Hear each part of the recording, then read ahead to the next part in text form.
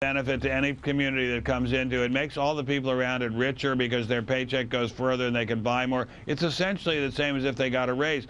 But upper middle class, snobby, upper class people who watch movies with subtitles, and I watch them too, to be sure, are saying Walmart isn't good enough for us. They don't stock custom-made French brie cooking, cheese cutting boards. They're not good enough for us. But something else that's happening that I would like to talk about is it's racism. I know people who say we don't want Walmart in our community because it draws in the African Americans, it draws in the Hispanics, it draws in people whose faces are not the same color as ours. We don't want them to be around our neighborhood. Racism has a lot to do with the dislike of Walmart. I hate to say that because it's a very strong accusation, but I've heard it over and over again from people talking about Walmart when they think they're not going to be quoted. And of course, I will never quote them by name. Charles, what do you make of that? Well, some great points. You know what? I think the snobbery does play a role, and it's really interesting, particularly in Manhattan, because the average apartment is now $1 million, and certainly a Walmart doesn't bring up the property value. It probably brings it down, in part maybe to the racism thing that Ben's talking about. But certainly there's a serious problem between snobbery and the unions in these large cities, because in New York you couldn't build a birdcage without union approval. So I think it's a combination of both. And you know, certainly the image of a Walmart does not fit the image of classy urban areas like a Park Avenue or Fifth Avenue or anywhere in Manhattan. So yeah, that Ben probably is onto something there. But I think it goes beyond race into an elitism that we find in most major cities where apartments, you know, one-bedroom apartments go for $1 million.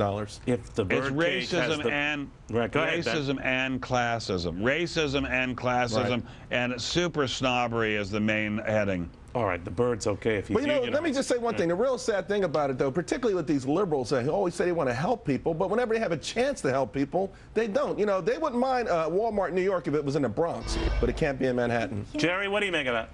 I think that they're both right. I think it's kind of a class snobbishness. I don't know about the race side of it. I mean, that's plausible, but it's hard to know what people are thinking inside. It's also bad for the middle class in terms of employment opportunities. It's not just a consumer thing. We have friends of the family who work at Walmart. Sometimes people maybe without a college degree or without professional certification, they can come into Walmart at an entry level and work their way up.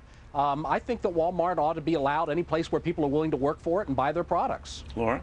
Nobody's forced to work at Walmart. No, they're not shanghaiing sailors of the high seas and impressing them into chain gangs to work at Walmart. People do it freely.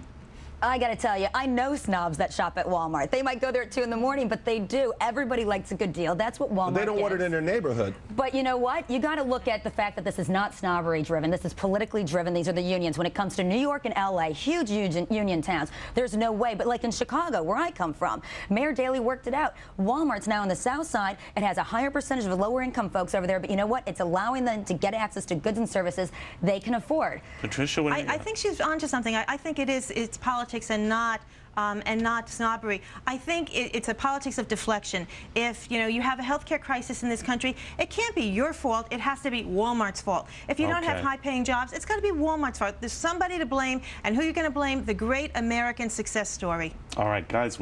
I know Jerry has to go right now. Jerry, always great seeing you, my friend. Thank you very much. Thank you, Neil. Jerry Blair. All right, straight ahead. It is the simple life, prison style for Paris Hilton. No shopping allowed. So what should she do with all the money she won't be spending?